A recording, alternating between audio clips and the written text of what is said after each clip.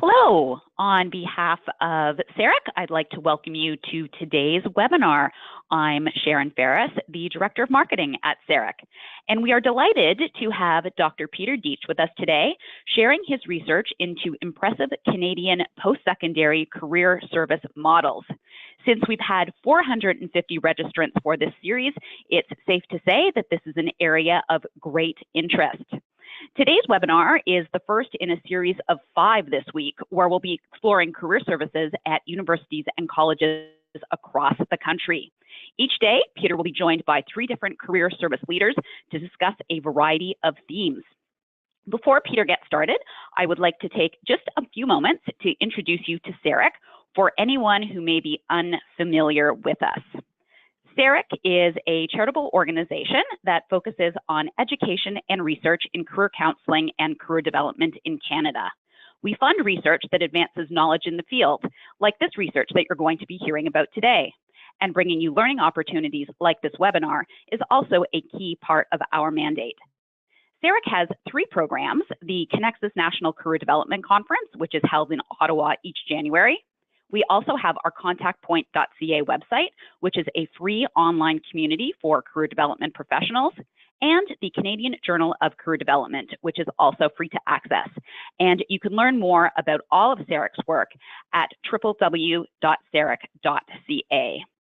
Now, some quick housekeeping notes. If during today's webinar you have any questions for Peter, and we hope that you do, please enter them in the chat box that you see on your screen, and Peter will respond to as many as he can towards the end of the webinar. Also importantly, at the end of this week, so on Friday, we will email you copies of all the slides as well as all the recordings for each of the 5 webinars. During today's webinar, we encourage you to engage on social media using these popular Twitter hashtags that you see on your screen. And now it is my pleasure to introduce our presenter for today and ringmaster for the next week, Dr. Peter Dietsche. Peter has recently retired as the Davis Chair in Community College Leadership at the Ontario Institute for Studies in Education at the University of Toronto, and his research over the years has focused on student educational outcomes in Canadian and U.S. colleges. I will now turn you over to our presenter, Peter. Thanks so much, Sharon, and good day, everyone. Welcome to the first of 5 CEREC-sponsored webinars to run this week, as Sharon just mentioned, where I provide an overview of the project findings presented in our 2 reports, which are available on the CEREC website. The first report is called Insight into Canadian Post-Secondary Career Service Models, and that summarizes the survey and online survey that we ran, as well as a website review of career services websites in colleges and universities across Canada. The second report is called Insight into Impressive Practices in Career Services, a reference guide, and that summarizes the interviews that we conducted with 40-odd individuals at 15 post-secondary institutions across Canada to try to develop some insight into how did they develop their impressive model. But before we begin, I'd like to find out who is in the audience. So we have a question where you can respond to see which sector in terms of career services you might be located. So if you could answer, choose one just to see who we have in the audience, that would be great. While folks are responding, I'd like to take this opportunity to thank CEREC for selecting PSE Information Systems to complete this project. It's turned out to be one of the most enjoyable that I've done, largely due to the relationships that my colleague Jim Lees and myself developed with CEREC staff and career services personnel in Canadian colleges and universities. It was indeed a great experience. The success of our project was due in no small matter to input we received from an advisory panel, and once we see the results of the poll, well, here's the size.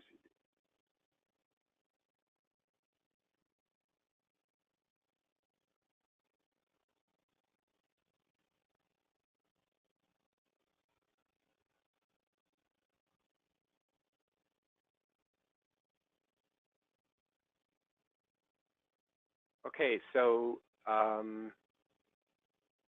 see the responses. And this, as I mentioned, was the membership of our advisory panel. So as I said, the quality of the results that we received was heavily influenced by the input from these professionals, career services professionals drawn from colleges and universities across Canada. So what I'd like to do then is begin sharing some of the results from our project. The goals was to understand the landscape of career service models across Canada and examine, these are the overarching two-level goals, examine the level of institutional commitment to career services.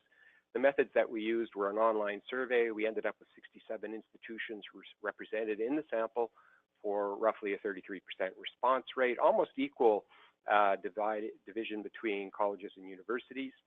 The second component of the strategy was to do a website analysis. So we realized that we wouldn't get a tremendous result in our online survey. I mean, nobody wakes up in the morning dying to do an online survey. So we decided to run a website analysis of all of the institutions that we could locate for colleges and universities. We ended up with 207 sites. And then finally, for the second component of the report, as I mentioned, we did site interviews with 15 institutions and 47 career services staff, and those are the two reports listed at the bottom. So in terms of the introduction that I'll deliver today, we're going to look at the key findings from the two reports. So the first is characteristics of career services in Canadian PSE. The second is assessing institutional investment. As I said, that was one of the overarching goals. And then identifying the model types. And there are two types that we identified, what we call criterion-based models, and then the impressive models. And then finally, we'll wrap up with some findings from the second report, insight into impressive practices. And then we'll end with questions and comments. I must say that there is a mountain of information here, and the challenge for me in putting together this slideshow was to try to keep within the time frame.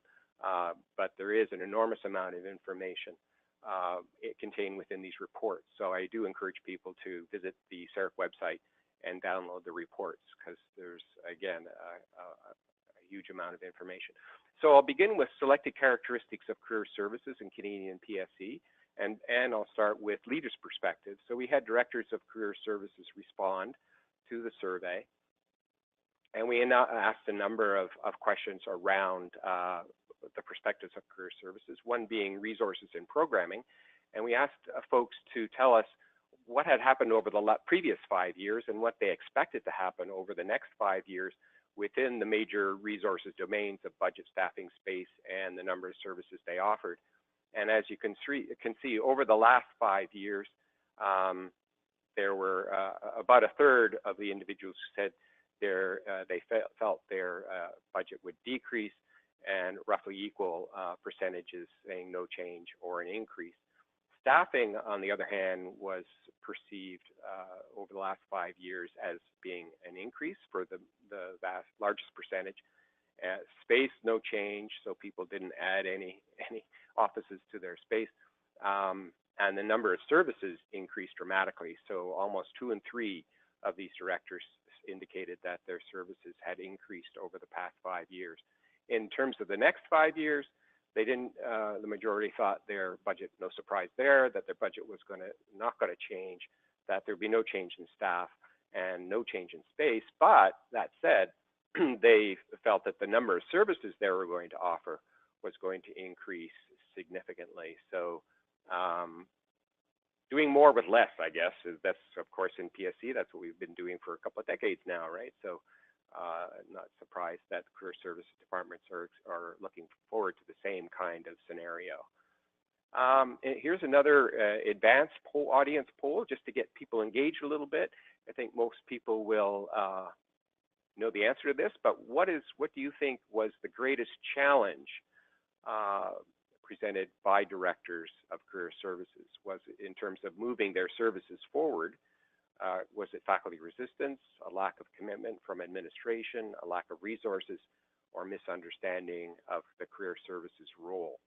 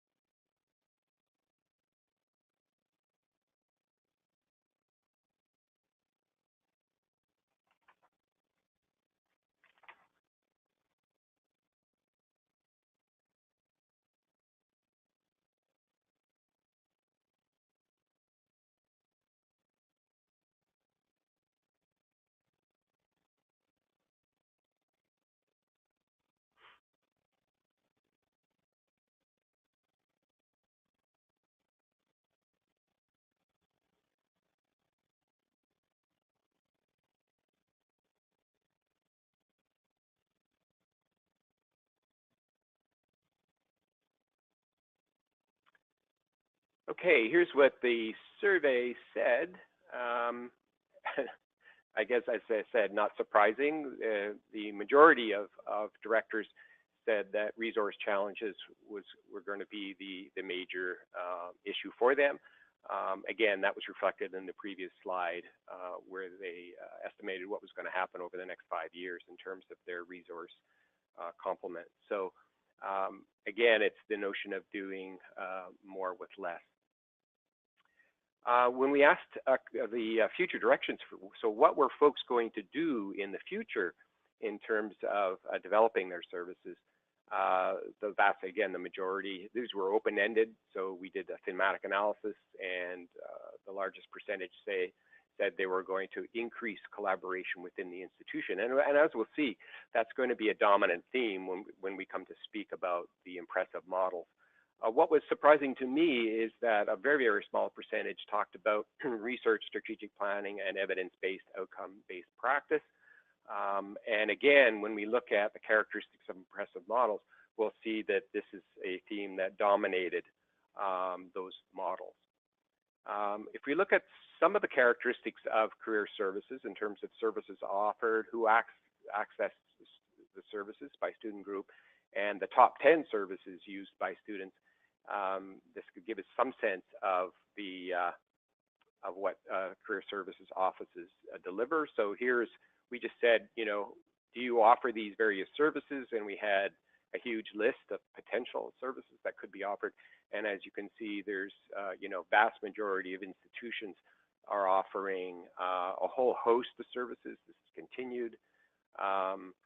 The one thing that we looked at, which again was a little bit surprising, was this notion of entrepreneurship or start your own business workshops.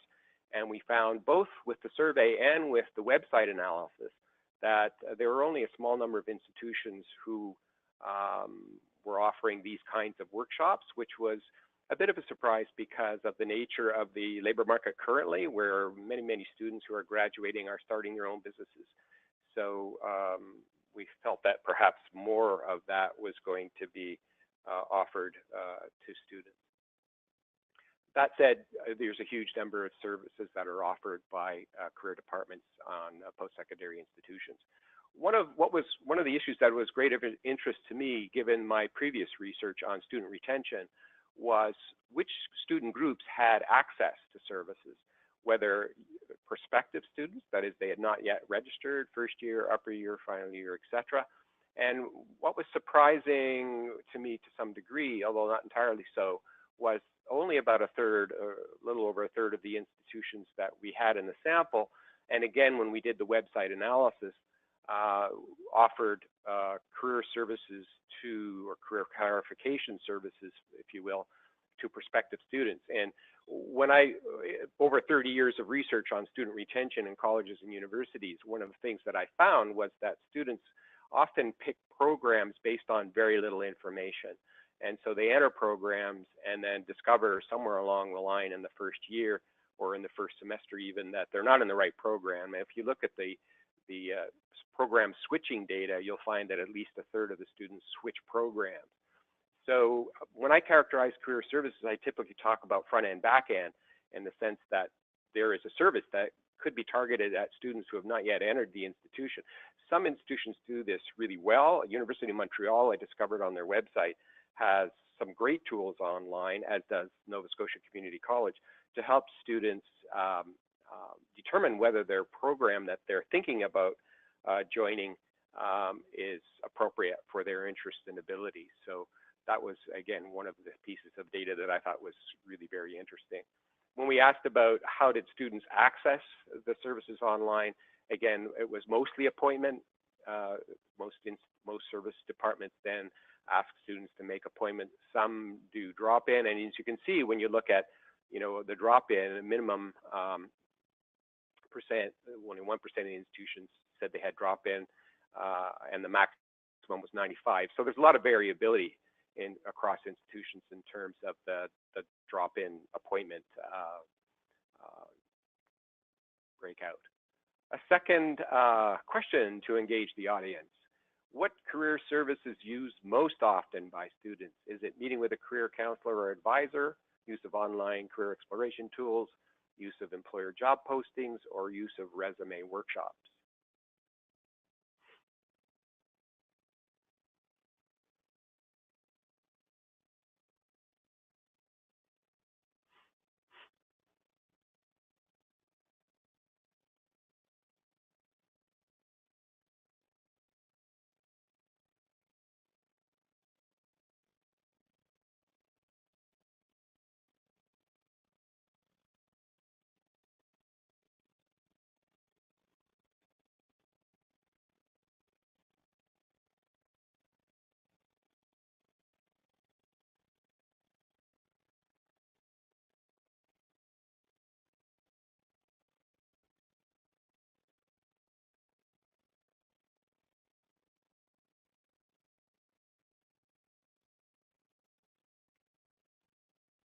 So if you can see there what the vote was, I can't, but what I can show you is what the survey said. So we asked folks to rank order what they felt was from 1 being the highest level of service used to 5 being the lowest. And what you can see is that the use of employer job postings was voted as being the service that's used the most, followed by meeting with a career advisor. So this is a combination of web services as well as on-campus services. The report breaks the two out separately, but if you combine them, then you can see that the web service of employer job postings comes out as number 1, and then meeting with now we broke it out advisor counselor because different institutions use the word counselor, others use advisor to refer to their career staff. So we had them listed separately. That's another whole other area that's very interesting. The titles that are given to people are very, very complex and varied. So assessing institutional investment, that was the other major goal of this project, and we looked at a variety of measures to assess institutional investment. One being direct measures, things like resources, budget, staffing, and space. Some indirect measures which involve policies and the level of institutional commitment by the senior admin in the institution. And then finally, the website analysis, looking at the prominence of the site. So when you look at the budget, there were 45 institutions responding. Not everybody reported their budget. Of course, there was some sensitivity around that. But you can see some of the means that we calculated, and then we tried to, because we had enrollment rates, full-time enrollments for institutions, we could calculate a per capita spending for 29 institutions where we had those data, and you can see that there's some variability. One of the issues around the budget measure was the fact that some people didn't include salaries, others did. So this would be something I'd like to revisit, just to get a better handle on the funding delivered to career services in their institution. If we looked at staffing, 24 colleges, 33 universities, full-time staff range from 0, that is, some people contracted out. There are a couple of institutions that did that, and up to 50 staff. That would include student assistants. The average was 8.5. So you can see under student assistance, 37 institutions responded. So there was a range from 0, they had none, to 34, and there the means, the overall mean is 8. So there's a substantial use of student assistance. It tended to occur more in large universities than smaller institutions, which is, again, not that surprising. When we looked at indirect measures around policies, some of the policies we looked at were whether the institution had an embedded career-focused curriculum, whether faculty were encouraged to engage with students in career-related topics, and whether career staff meet with classes. All of these things, the first two for sure require collaboration and cooperation with the academic side of the house. And so there's going to be a fair amount of commitment necessary in order to enable these kinds of policies. And so we felt that these would be additional measures of institutional investment. So you can see that a fairly substantial number of institutions, a little over half, had an embedded career-focused curriculum in some programs, a smaller number in all programs, and about a little over a quarter had none. In terms of faculty engagement with students, 43% of institutions engaged encouraged faculty in some, a quarter in all. So again, there's some penetration of these kinds of things in post-secondary institutions, but it's certainly not entirely true in all institutions. And then most career service staff met with classes to explain the services they had, both with first year and with final year students. In terms of the commitment from senior admin, we simply asked the respondents to declare whether they felt that their senior admin were very, quite, or somewhat, or not at all committed to career services. And you can see 45% were declared to be very or quite committed, a little over a third somewhat, and 18 not at all. And for me, the 45%, a little under half very or quite, you know, that for me, that's a little soft. I would like to sort of see a larger commitment on the part of senior admin. I think we're making some progress in that area. I think presidents and provosts, vice presidents are becoming more aware of the importance of career services delivered to students, in part because of the current labor market. But I think there is some progression in that area for sure. The website analysis, which we used again as another measure of institutional commitment, we did 118 colleges, 94 universities, and again, an enormous amount of information. I'm only giving you a very small portion here. One of the things that we looked at as a measure of commitment was basically the ease of finding career services on the website. And this was more of a subjective measure. So when we visited the site, we tried to see, okay, can we find the career services site really easily? So 4 was no problem. It was blatantly there. Some difficulty, 3, 2, lots of difficulty. And then finally, you gave up and said, I need the search tool, and you did enter career services in the search tool. And so again, the average, national average, this is across for colleges, was 116 colleges with 3.3. So somewhere between some and no problem. And again, for universities, the same, in the same ballpark, somewhere between some and no problem. So again, that's a fairly robust result in my mind. A second measure that we used was the number of clicks or rollovers to find career services site. And again, so for 116 colleges, the national average was 2.3. So you click twice, or you roll over 2 menu items, and you come to the career services site webpage. And the same with universities, 2.1. So those are, for me, very significant in the sense that students typically don't need to search a whole lot in order to find the career services site. And in my mind, that is a measure of institutional commitment. So if the prominence of the site on the institutional site is quite high, then clearly the institution is because real estate on a website, as everybody knows, is a very difficult thing to negotiate within institutions. So these are very positive results in terms of commitment. Okay, to the models then of career services that we discovered with our sample of 67 institutions. As I said, there were 2 types that we identified: criterion-specific models and impressive models. I'm not going to go into the criterion-specific models in a great detail. To say what we looked at was whether there was a subset of institutions who had a particular service characteristic that was common to, you know, a fairly substantial subset. Not everybody had it, but a fair number of individual institutions had this particular feature. Student assistance was one. I've already talked a little bit about that. Co-location of services was another. So there was a set of institutions who were co-located with other services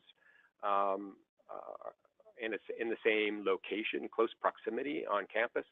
The services for prospective students, that is, as I say, about 37% of the institutions that we surveyed said their prospective students could access their services.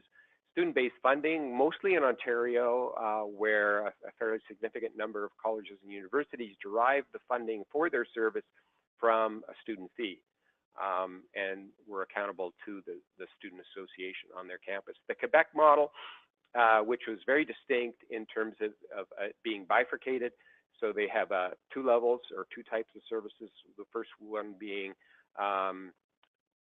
orientation, conseil d'orientation, which is sort of the input side, where students are coming into the institution, so looking at program choice, that sort of thing. And then the second component was service de placement, which was the outgoing side or the output side, which was helping students link to either further education or the labor market. And that was a very common characteristic model across the institutions in Quebec that responded to our survey. When we looked at the impressive models, we sought input from practitioners and our advisory panel, and we had 18 potential metrics from brainstorming, and then we asked institutions to rate those. We also asked institutions to nominate other institutions that they thought had an impressive model, and there was a fair amount of overlap between what we ended up identifying through our scale, the impressive model scale. So what we did out of the 18 potential metrics is select those where 2 out of 3 respondents said that they would be very useful in identifying an impressive model. And then we used those, it turned out to be 7 metrics to identify the scale, or to calculate a scale. So the question that I'm posing to the audience now is, these 4, which of the 4 do you believe is the top metric?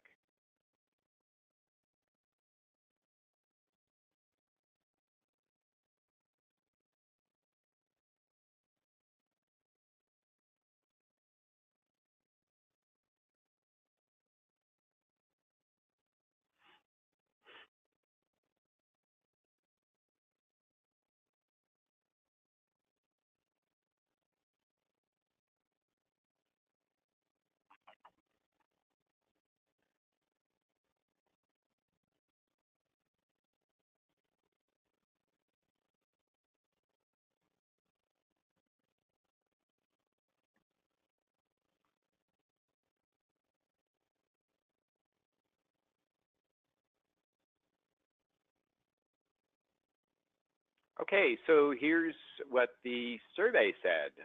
Services are evaluated was endorsed by over 3 out of 4 as being a very useful metric to identify or define an impressive model. And then the other one, as you could see, the top 7 that we used.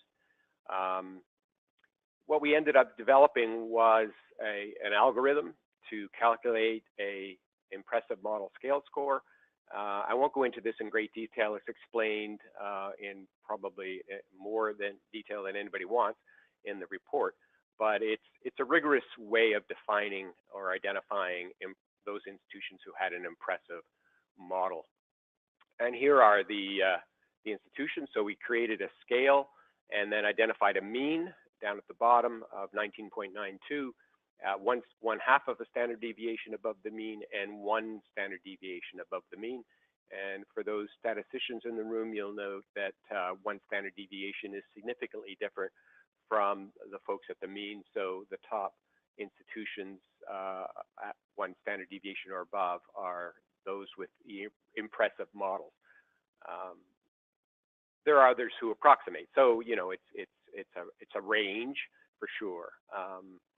But the top 7 at the top were those that had all of the features, the top 7 metrics that were rated by the respondents as being those that identified top institutions. So here is the definition of an impressive model based on input from practitioners from institutions across Canada. That is, those institutions with an impressive model evaluate services regularly, measure service outcomes, are proactive in service delivery, and collaborate with campus stakeholders. So just to validate the collaboration piece, we looked at the level of collaboration. So we had a number of items that asked people to rate their level of collaboration from 0 to 10 with other services on campus. And here are all other institutions, their means, and the top 7 impressive model institutions. And you can see that in every case, the level of collaboration indicated by those institutions with an impressive model was above all other institutions. So that is one of the main features. They do collaborate to a much greater degree with other campus services. We move now into the second report and the key findings of the second report. And these, as I said, were based on themes from the 15-side interviews, and we also created institutional profiles, which is part of the reference guide. So these are the institutions that we interviewed, all of the top 7, some of the ones that were 0.5 and above, and then some folks that were around the mean. So we wanted to see whether there were real differences between those institutions who scored lower on the impressive model scale versus those who scored at the top. So we did a range of interviews.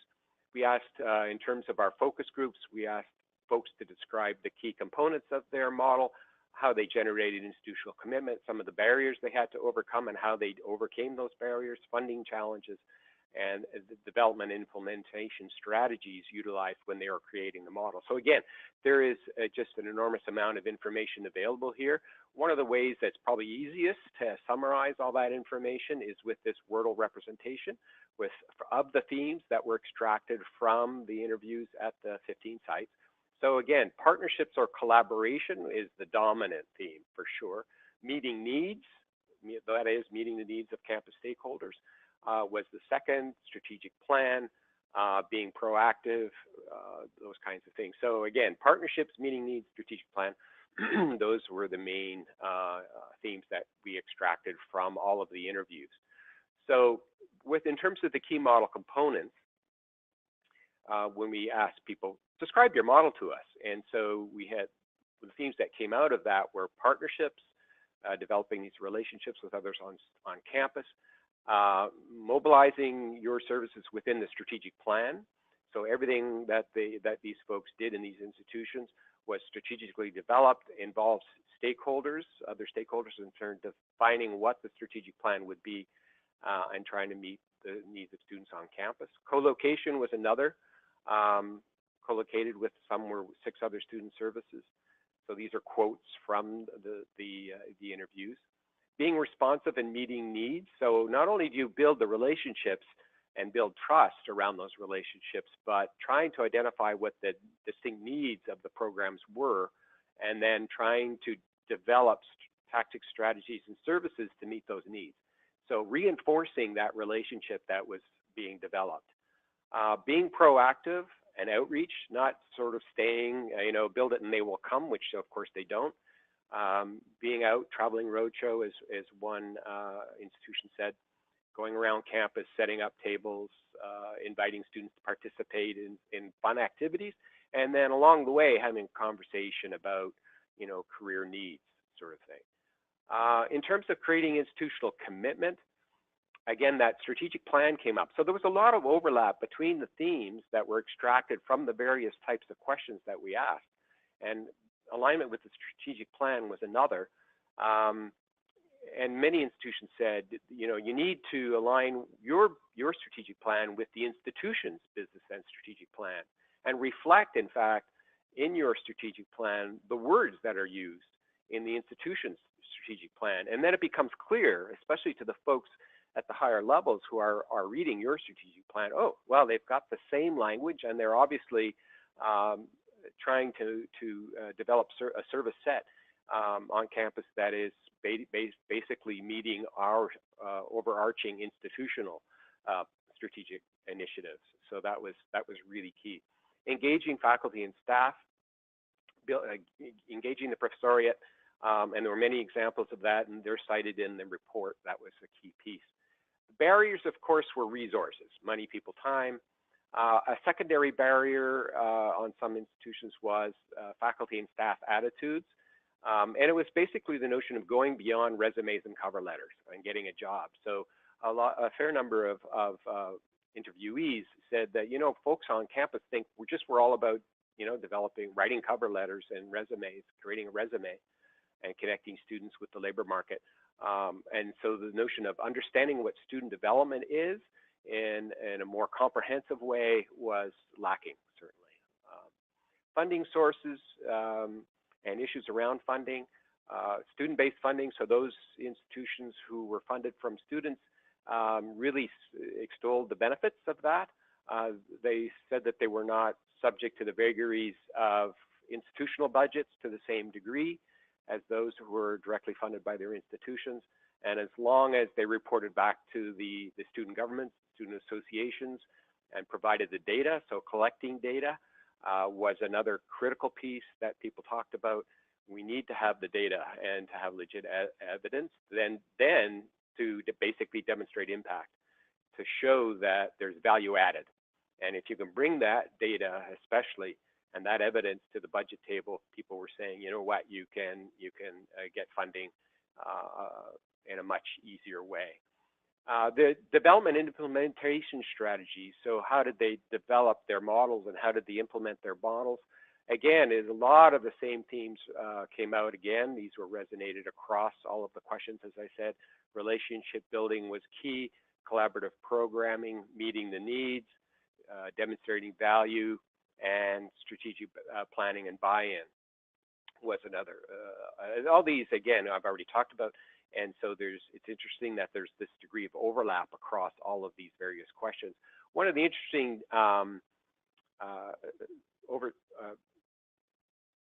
kinds of perspectives on buy-in was that not only do you need buy-in from other stakeholder groups on campus, but you need buy-in by the staff within your department. And so doing a strategic planning process is really good in terms of helping all staff understand the direction in which the director wants the department or the staff collaboratively want that department to take, and so that everybody's on board in terms of moving forward in that direction. Other folks said, don't try to transplant. You need to leverage the strengths of staff, and that's really, really important. Outcome measures that we asked folks to, again, building on that notion of collecting data, demonstrating value, and meeting needs. We asked people, what are you measuring in terms of outcome? Volume measures was one major one, just who's attending what and how many. More people were talking about looking at learning outcomes, measuring change over time. So if a student uses the workshop, goes to a workshop or has a one-on-one with a career advisor, then can you measure a change over that as a function of that particular activity or that particular experience? So client satisfaction was one, but people were moving beyond satisfaction, in fact, in terms of measures of skill development and confidence level, those kinds of more psychological dimensions in terms of looking at outcomes. So there was more movement in that direction. So if you look at the overarching results from the two reports in terms of the survey on the one side and the website analysis, and then again the second report, which looks at, okay, here we've defined these institutions that have impressive models. Now, how did they get there? What were the strategies and tactics that they used? Then we end up with 7 characteristics of impressive career service models. It's interesting that the number 7 comes up, right? Any number of publications are at the 7 characteristics of leaders, and so it's interesting that this sort of dovetails with that.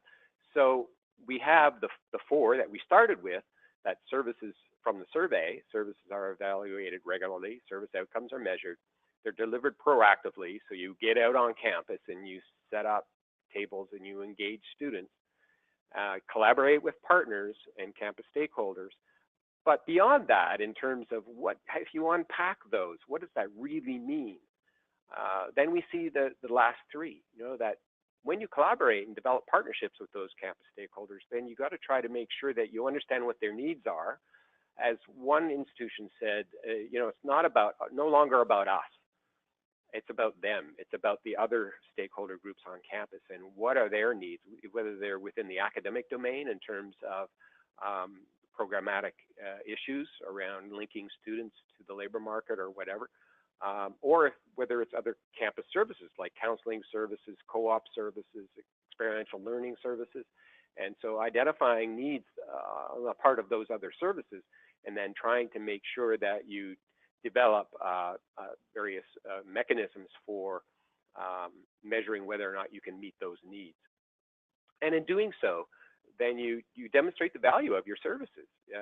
And to the extent that you can demonstrate that value, it's no longer, well, take it on faith that what we're doing is good, and it's going to be an advantage to the institution. Now you can actually demonstrate in a very, very concrete way in terms of, whether they're qualitative or quantitative measures, that what you do is a significant contribution to the whole campus, not just to your department and not just to the students, but to other stakeholder groups on campus. And then finally, this notion of developing a departmental strategic plan aligned with the institutional strategic plan. And a number of institutions were brilliant in terms of saying, we look at the business plans that are developed at the senior administration level and that are published online, within annual reports or reports to the ministry, and we take wording from those plans and implement or integrate that wording into our strategic plan. So when folks at higher levels are reading the strategic plan of the Career Services Department, they can see their own words reflected in the Career Services Strategic Plan. And that, as people said, goes a long, long way to building the commitment on the part of the senior administration, which, as I said earlier, in my mind was a little bit soft. I'd like to see more than 45%, very or quite supportive or committed to career development, student career development on campus. The reference guide is an enormous resource to institutions across Canada, with the caveat, of course, as some of our interviewees said, that don't just try to look at, okay, here's what people are doing, and here's the various features of their model, and let's try to replicate those on our campus. So try not to transplant. The notion was that you have to build on the strengths in your particular institution and then develop your strategic plan and move forward from there.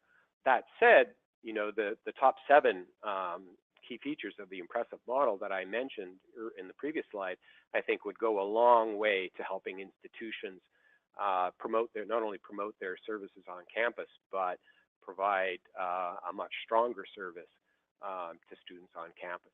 The reference guide has 3 basic components to it. Institutional profiles, so key characteristics, so I'll show you an example of that. The model descriptors, so how they describe their models, the keywords, and then some best practices. We asked people to nominate what they felt were 3 best practices that they developed on their campus. So here's what the institutional profile looks like. So it shows the impressive model scale score, their location, full-time equivalent students, the name of their department, whether they were centralized, decentralized, or a hybrid. I didn't talk much about that or any about that, but that's in the report, the number of staff, etc. A website address, so you can go to the, and a contact person with their email address. So if you wanted to gain a little bit more information about what's profiled within the this portion of the report, then you can actually find an individual to contact. So that's today's introduction. I've gone through it fairly quickly, but as Sharon has said, you'll receive the slide set at the end of the week. The reports are both posted on the CEREC website, and so they're readily available, and you can get as much detail as you wish from those reports. Tuesday the theme is collaboration, so for the remaining 4 days of this week, we're going to profile different themes that came out of both the survey and the on-site interviews. So I'm opening it to questions. If anybody has any questions, please do submit those, and I'll do my best to answer. All right, Peter. Hi, it's Sharon back from CEREC, and we do have several questions. And one I wanted to start out asking you is a three-parter. So in reflecting on the breadth of your research and the findings across the two reports, what would you say, one, surprised you the most, what scared you the most, and then what encouraged you the most?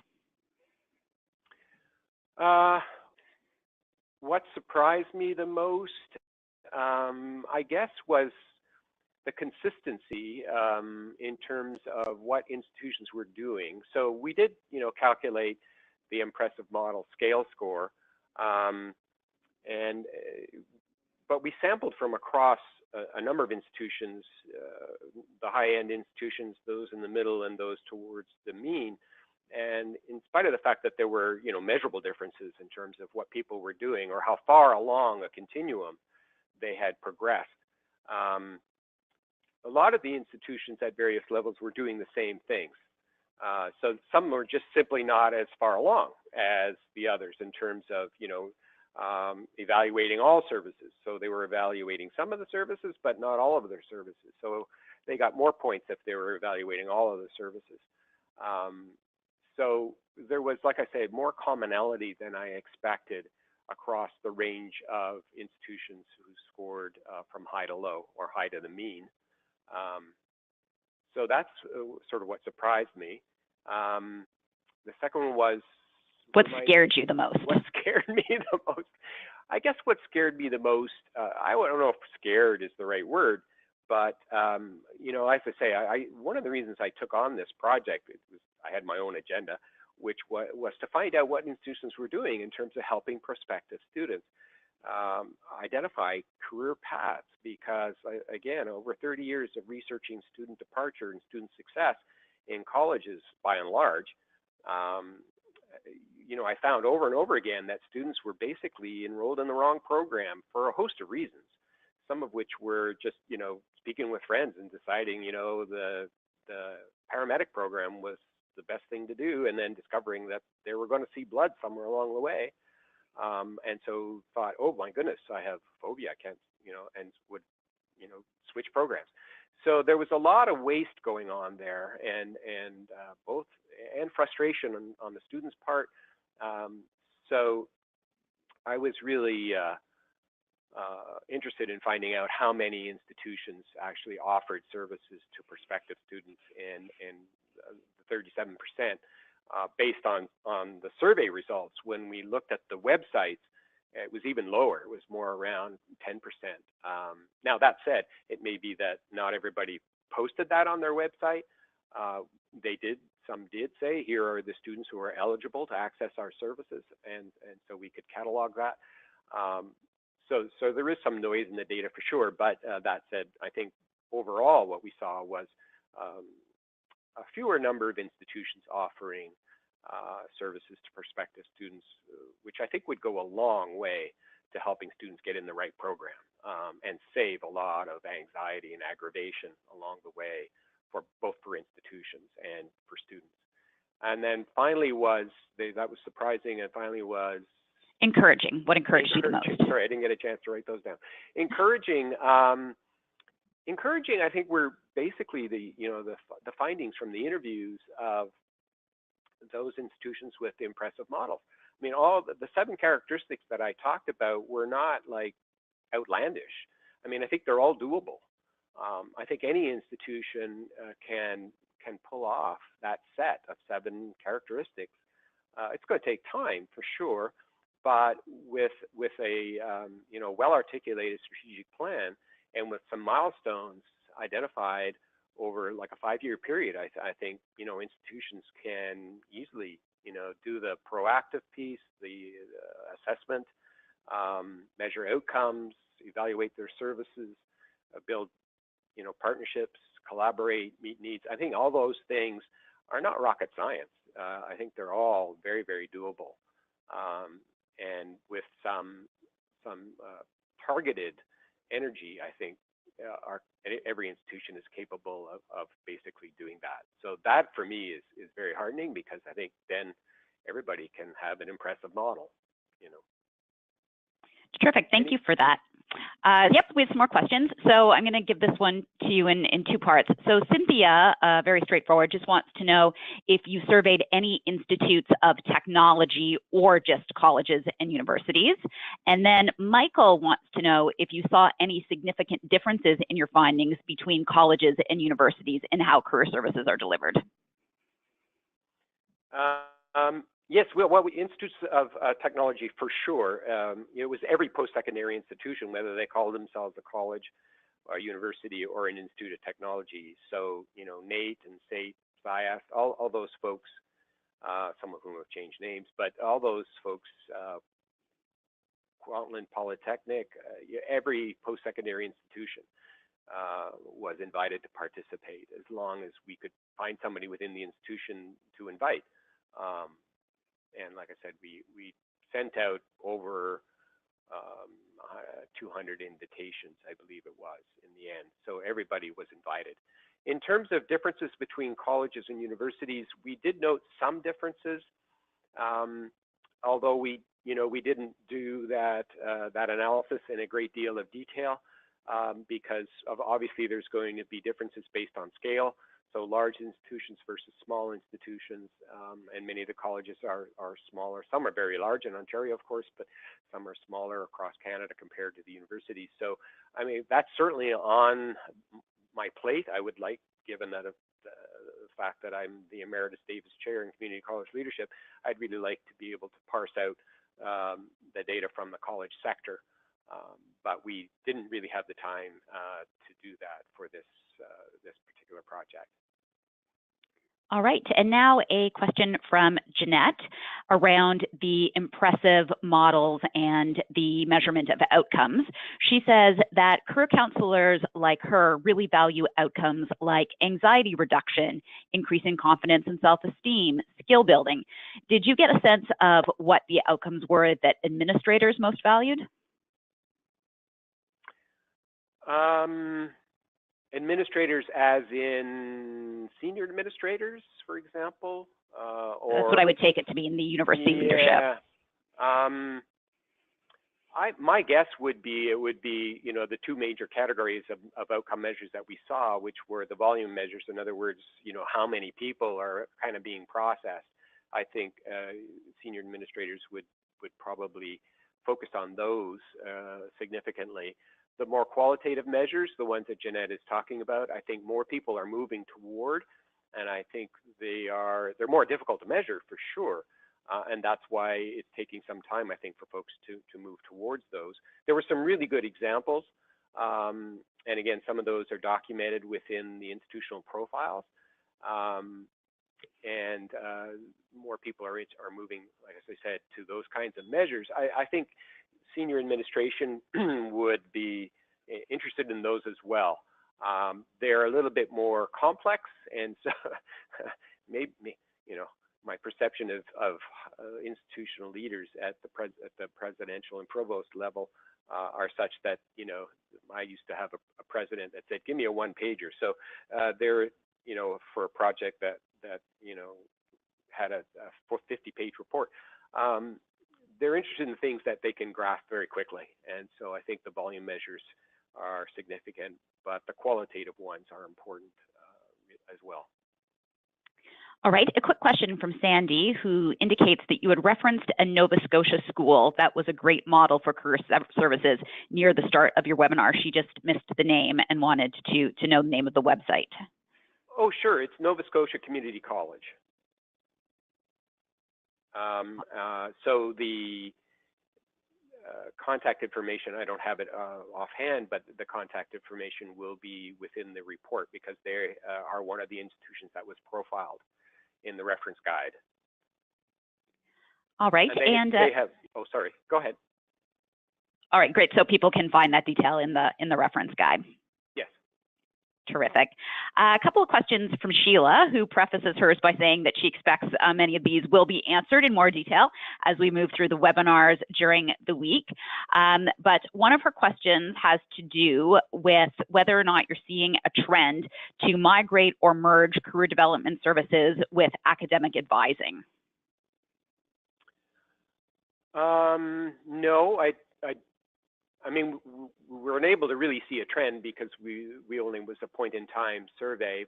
When we looked at who was co-located with other services on campus, the ones that came up most frequently were counseling services and then co-op experiential learning services. Those I think tended to dominate in terms of other services that were co-located with career services. There were certainly some instances where academic services were also co-located with career services, and then there were 9 institutions I think that we basically classified as a one-stop. So there were 6 or more services co-located in one area, and so included in those probably would have been academic services, but we haven't seen any kind of trend yet. All right, and the second half of Sheila's question has to do, again, with measurement, sort of a two-parter. She wants to know, are there any specifics about how those institutions with impressive models are able to do the evaluation on a regular basis? So what are the approaches, what are the tools that they use? And then in particular, was there any research on evaluating the effectiveness of drop-in appointments, and what was the measurement for that? For example, whether a student who comes to a drop-in is then more likely to make a one-on-one appointment. Yeah, in terms of the evaluation tools, we asked people how they documented use of services, and there are a variety of strategies there. People used applications like Clockwork, for example, where they could actually, as students were making appointments, they could, quantify the nature of the appointment, how many appointments were made, how many students made, how many appointments, revisits, that sort of thing. So that was kind of an ongoing measurement technique that allowed institutions to collect all that information along the way as they were delivering service. Others used student information systems where they could actually log that information in to the student information system. PeopleSoft, those kinds of information systems. So there were still a number of institutions who were using sort of Excel spreadsheets, paper and pencil, but not very many.